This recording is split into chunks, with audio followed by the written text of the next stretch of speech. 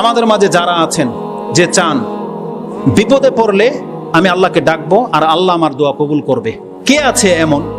কে নাই এমন যে চায় যে আমি বিপদে পড়লে আল্লাহকে ডাকবো আর আল্লাহ আমাকে বিপদ দূর করে দেবে?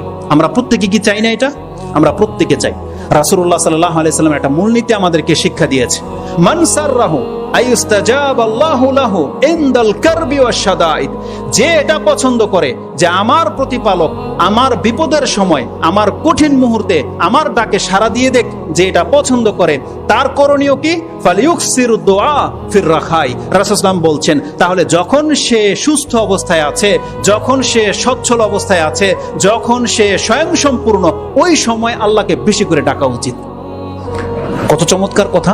ফালিয়ুকসির আর দোয়া ফির রাখা, যখন তার কোনো অভাব নাই, স্বয়ংসম্পূর্ণ সে, এই ব্যক্তি যদি এই সময় আল্লাহকে সব থেকে বেশি ডাকে, তাহলে যখনই কোনো বিপদ তাকে স্পর্শ করবে, সে আল্লাহকে ডাকলে আল্লাহ তার ডাকে সাড়া দিয়ে দিবে।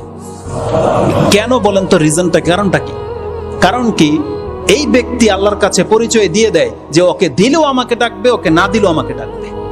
কিন্তু অন্যরা ওই ব্যক্তির মতো যে শুধু প্রয়োজনে ডাকে, যখন প্রয়োজন থাকে না সে ভুলে যায়। তার মানে আল্লাহর বান্দা হিসেবে সে আল্লাহকে ডাকে না, আল্লাহর গোলাম সে, এই জন্য সে আল্লাহকে ডাকে না। কারণ সে জানে যে আমার বিপদ থেকে মুক্ত করার মতো পৃথিবীতে কেউ পারবে না। তখন সে কেবল আল্লাহকে কিছুদিন ডাকে। আর যখনই আল্লাহ আবার তাকে সুস্থ করে দেয়, সচ্ছল করে দেয়, বিপদ মুক্ত করে দেয়, সে আবার আল্লাহকে ভুলে যায়। এমন ভাবে ভুলে যায় যে কিছুদিন আগে সে বিপদে ছিল, আর তখন যে সে আল্লাহকে ডেকেছিল তার এটাও স্মরণে থাকে না যে আল্লাহই যখন উদ্ধার করেছে।